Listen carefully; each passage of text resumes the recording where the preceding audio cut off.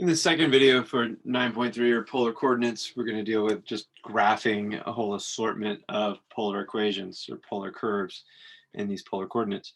Now, they ask us to graph the curve r equals 4, and there's no theta in this. This is sort of a polar coordinates version of a constant function, at least one of them. And r equals 4 really just says the only thing that needs to be satisfied is the radius of each point on this curve needs to be 4. Well, that gives us a good idea of what this thing actually is. It's a circle. It's all the points that are at distance 4 away from the pole. So in other words, it's a circle whose center is the pole, or what used to be the origin, and radius 4. So that is a pretty easy one to wrap up. Now think about what this would be if we had an equation that looked like theta equals pi over 4 maybe. What would that be in sort of an analogous constant function, constant curve there? So the book's got an answer to that, I'm sure, and you can reason it out pretty quickly on your own, but try to answer that. What would theta equals pi over 4 be? Probably another simple geometric object. So let's look at Limassons for just a moment here. They ask us to classify the curves yielded by r equals a plus or minus b cosine theta and a plus or minus b sine theta, for a and b both positive, and theta taking values between 0 and 2 pi. So these are just sort of written out and given to us. It hasn't been justified why yet. Now what I'll do is go to in a supplementary video, I'll look at a graphing calculator and we'll work out why all 4 of these cases come about as they do. So if a over b is strictly less than 1, then we get a Limasson with an inner loop. Now what is a Limasson with an inner loop? It looks something like this. Limasson with an inner loop. Its inner loop is of course that smaller loop on the inside. The outside sort of heart-shaped more or less. Let's move on. A over b equals 1 is a cardioid. So when these two numbers are the same value, regardless of the sign here, plus or minus, won't matter, then we'll get a cardioid, which looks something like this. More heart-shaped, but no inner loop. There's a cusp right there on this thing. That is just a point inside the graph.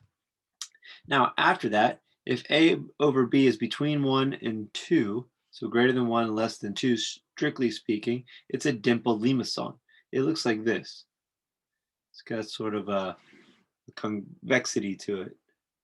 Sorry, concavity to it. A little dimple right there at the top of it. Now these things could be sideways as well, right? They might also show up on the graph like this. Same thing for the cardioid and the Limasson with inner loop.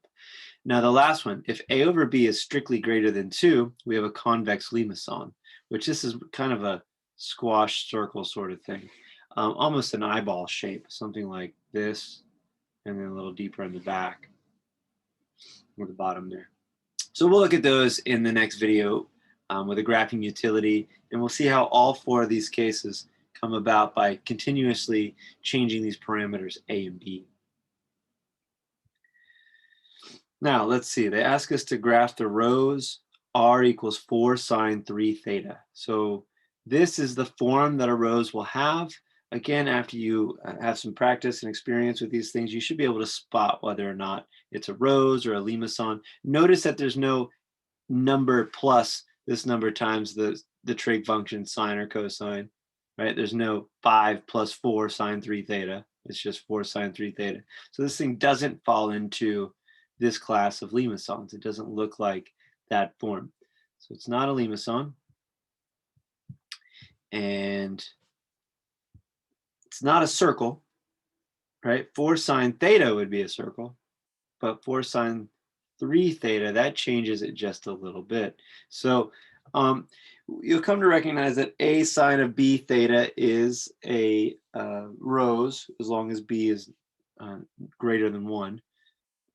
And then whatever a is, that'll be the radius of that thing. So anyway, the max value that could ever come out of this, the max radius, is plus or minus 4, right? And that's the max length. So we'll go 4 units either in the direction of the angle theta or opposite, thanks to the minus sign down there. Now, 3 theta, this tells us how many petals there are in this rows. Okay, if 3 is odd, then we just have exactly that many petals. We'll have 3 petals. If 3 were even, say this 3 was a 4, then we'd have 4 times 2, which would be 8 petals. So you double even numbers for the number of petals. For odd numbers, you just have that exactly that many petals. So there's a method to graphing these. You don't want to do this. Just set up a table and start blindly drawing these things out. You want this table to help guide you through drawing this thing. We'll see that soon enough, but you want to know where some of these values are before you get started. So there are 2 sets of points that are very important, the pole points and the petal points. The pole points are when we pass through the pole here, and the petal points are when we're at our maximum radius, our max distance from the pole, forming the tips or the tips of the petals. So pole points, we set, so this is when our radius r is 0. So we set our function 4 sine 3 theta equal to 0. Well, divide by 4.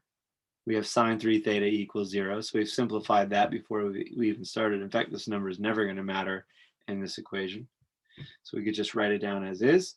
We solve for 3 theta in this equation. And 3 theta's got to be equal to multiples of pi. Whole number multiples of pi. So k times pi, where k is any integer, positive or negative. And we've got 3 theta must be equal to pi k. And then now we can solve for theta to get divided by 3 on both sides, pi over 3k. Again, this is true for k equals 1, 2, 3, 4, so on. We don't need to do the negative values of k that it is true for, but we note that we could go in that direction if we need to. Now, similarly, the petal points. This is when sine of 3 theta is plus or minus 1. It's when sine achieves its maximum function or maximum value, which is positive or negative 1, or maximum magnitude value. So these are the angles pi over 2. When we plug in pi over 2 and any pi distance away from pi over 2, so we're either here on the pi over 2 axis or down here on the 3 pi over 2 axis, we're going to get positive or negative 1 respectively. So 3 theta is this, and divide both sides by 3 to solve for theta, and we get pi over 2 times 1/3 is pi over 6, and then k pi times 1/3 is pi over 3k. So now we've got a formula to tell us where all our petal points are and a formula to tell us where all our pole points are. Now we expect there to be 3 petal points, 3 petals overall. Anything else is just going to be a repeat traveling through this curve once more. So our important angles are these pi over 6 angles. So pi over 6 plus pi over 3, or pi over 6 plus 0, our first k value. That's this one. And then we've got pi over 6 plus pi over 3. And that's pi over 6 plus pi over 3 should be 2 pi over 6 is 3 pi over 6. That's pi over 2, actually. So that's this one. And we can find plus another pi over 3 is another 2 pi over 6. So that's actually 3 pi over 6 plus 2 pi over 6 is 5 pi over 6. And then we start to see the pattern, 7 pi over 6, and so on. Now, so those are the angles that are going to make up our petal points, and we'll confirm that all these points make sense on this graph. Now, the pole points we've also added here. The first one is when k is 0, so theta is 0. And then we've got k is 1, so that's pi over 3. K is 2, so that's 2 pi over 3. K is 3, that's 3 pi over 3. We've got these, and notice that all of those the radii for each of those points, the radius for each point is 0. So 0, 0 is our first point. That's the pole. Angle of 0 degrees, radius 0. Next up, we have pi over 6, 4, or 4 pi over 6. So our radius is our angle is pi over 6 along this line. Our distance is 4, so we plot that point right here. So what's happened? We swept out from the pole to this point, 4 pi over 6. Now the next point on the list is pi over 3. Pi over 3 is this angle, and At pi over 3, the radius is 0, so we're back at the pole. So then that gets swept out in this way, and thus we form the first petal of this rose. Now, as we look at these angles, we notice that things turn negative at pi over 2. So when we would plot up here, we plot one down here. So it turns out we go from here to here, then to here, and then down to here. And then we can see what happens with the motion. Next is back to the pole, out to this petal, and out to this petal. So to see it all together, see how it's drawn. It travels this way, counterclockwise, I mean, sort of around and through the pole. Okay, it does not get drawn like this. We don't just put 3 loops here and call it a rose. That is not anywhere close to how that thing's actually formed. Again, it's crucial that this is understood, because if not, you're not going to be able to calculate the area that's swept out in a single one of these petals or in the first 2 petals correctly, because you're going to think that it's formed in this, sort of weird quick drawing format. It's really not formed that way. To see some points in between, I encourage the readers to maybe plug in things between. We're missing something like pi over 4 between these 2 angles. And then, pi over 3 and pi over 2. Maybe next you could try something like 3 pi over 4, and then 5 pi over 6. Oh, we have 5 pi over 6. Anyway, intermediate angles, we'll fill in some of the details in here, and you can convince yourself that this thing actually is this rose shape. So the method we've outlined here is exactly what you'd use for an even number here at this 3.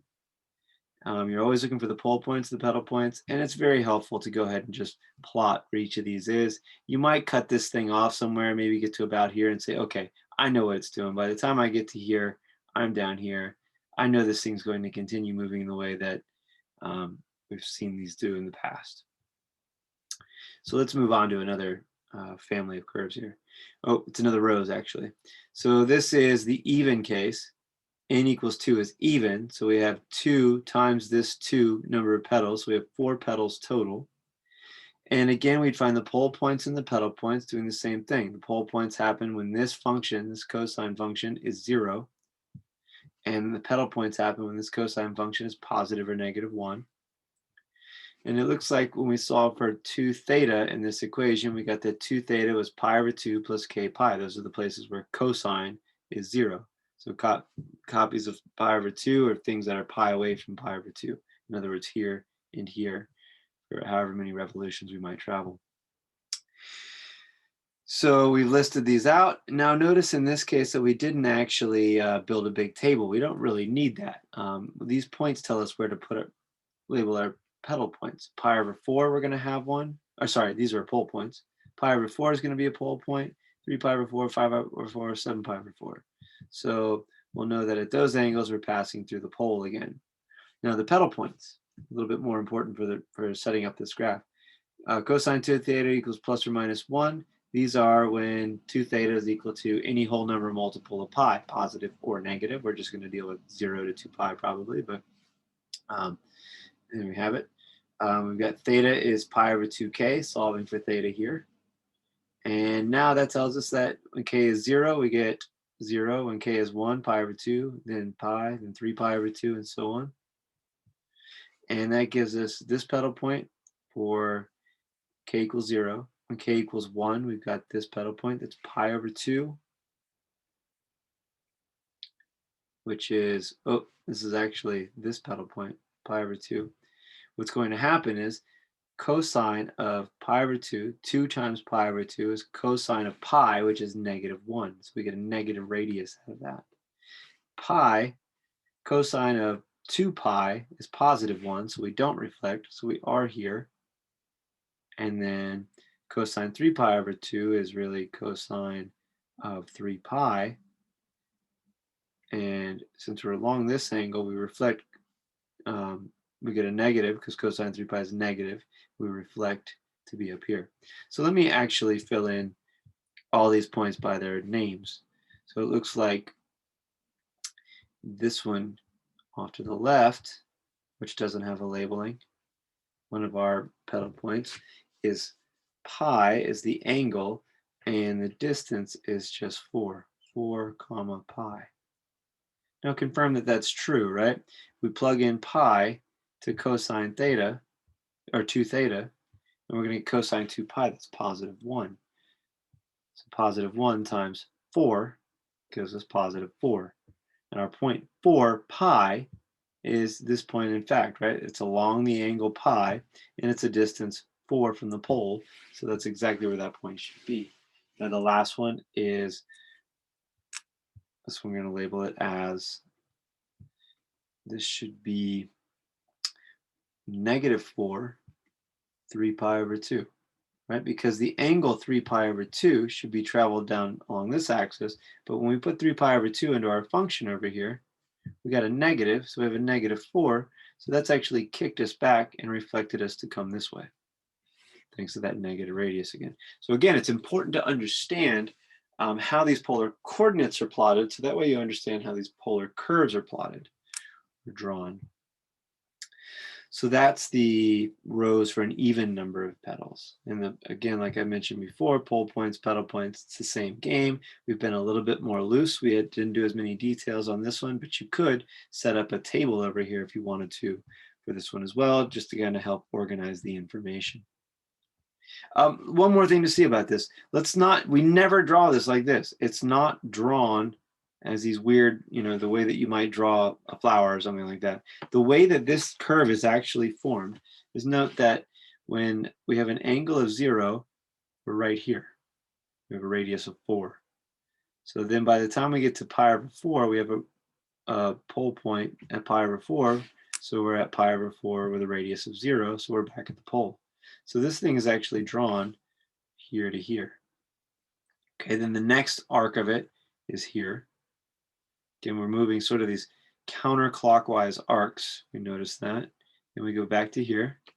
Then we travel through this one, and this one, and here ultimately. That's the order in which these things are traveled, and the last arc to be closed is right here. So that's how this thing is, the order in which it's drawn. Okay, so the last thing we need to see is the limnoscate. The limnoscate is sort of an oddball in polar coordinates. It's always going to have a 2 theta here, so that's a bit of a hint. But the key giveaway is that r squared equals some number times cosine or sine of 2 theta. So it's really this r squared that tells you you're dealing with a limnoscate. The limnoscates are a little bit more complicated to understand, but once you learn to recognize them, then picking their graphs out is typically pretty easy. It's sort of a propeller. There's only two petals to one of these. It's kind of rose-like in that sense. It's not exactly a rose because it's not in the same form. I always think it looks more or less like a propeller. But anyway, so to understand this thing, let's plug in some values of theta into this. So theta is 0 up through 5 pi over 4, and let's see what happens. I wrote down a couple things here. R squared this is our overall function. And then note that each of these tells me that r squared is a value. So I want to know what r is if r squared is a certain value. So I've made that column over here as well. So let's get into this and see what we can learn from it. So we plug in 0. Cosine of 0 is 1 times 4 is 4. So this tells us that r squared is 4. So that's this line here. Pi over 4. Cosine of pi over 2 is 0. So we have this.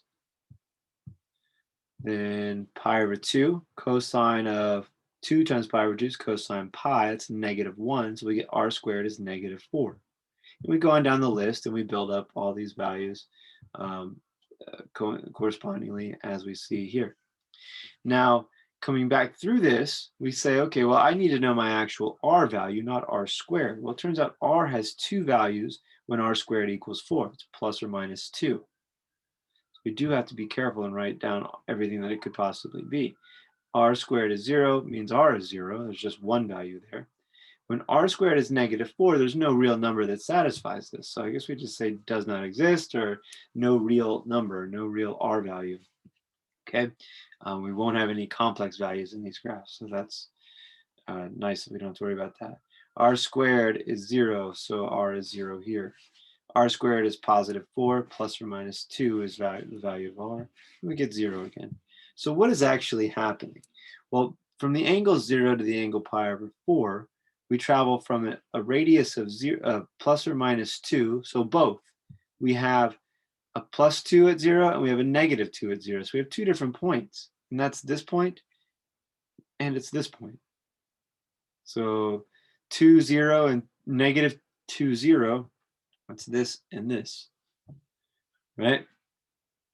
So that's where we start for an angle theta equals 0. And by the time we get to theta equals pi/4, we're back at the pole because r is 0 here. So let's see how this is drawn. So we start here and we start here, and these are sort of concurrently or simultaneously formed. This arc has a negative counterpart, which is this arc. So the two arcs in blue are sort of formed at the same exact time, from 0 to pi/4. Now, next, once we get to pi/2, or on our way to pi, so think about it this way, r squared is 0.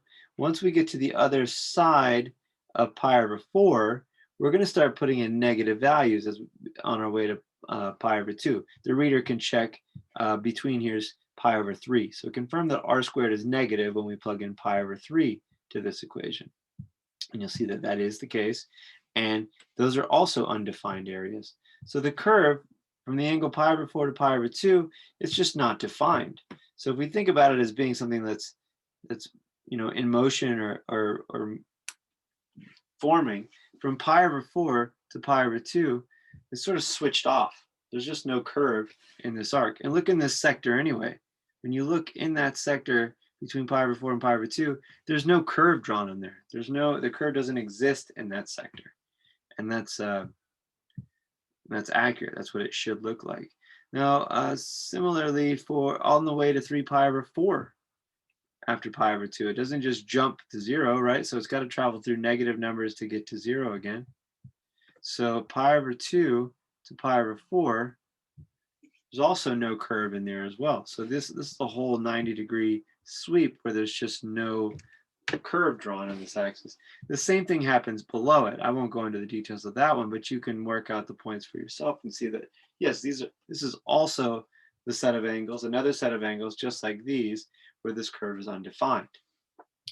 But once it switches on again, we have these red arcs that form.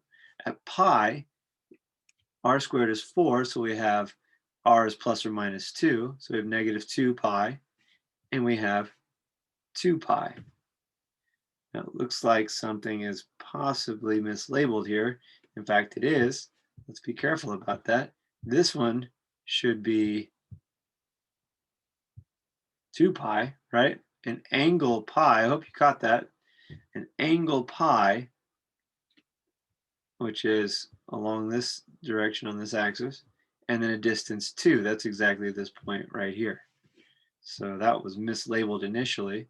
And this one should actually be -2 pi, because remember that this is this angle pi over here, but this -2 kicks it back to be on this side underneath here. Okay, so this is the second half. So the red is formed positively in here and negatively over here. And those are formed simultaneously, right? So again, let's see it. This forms here to here, and then from pi to, I believe, 5 pi/4. Pi to 5 pi/4 looks something like this. We're reflecting around.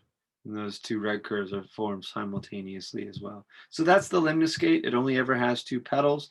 For cosine, it's horizontal. For sine, it's vertical, something like this along this axis.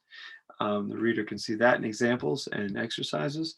I'll make one more video, supplemental graphing tools, where I look at a graphing calculator online and we see how some of these curves are formed and get a better idea of how to manage them when we're trying to find areas and arc lengths for them, which is what we'll do in 9.4.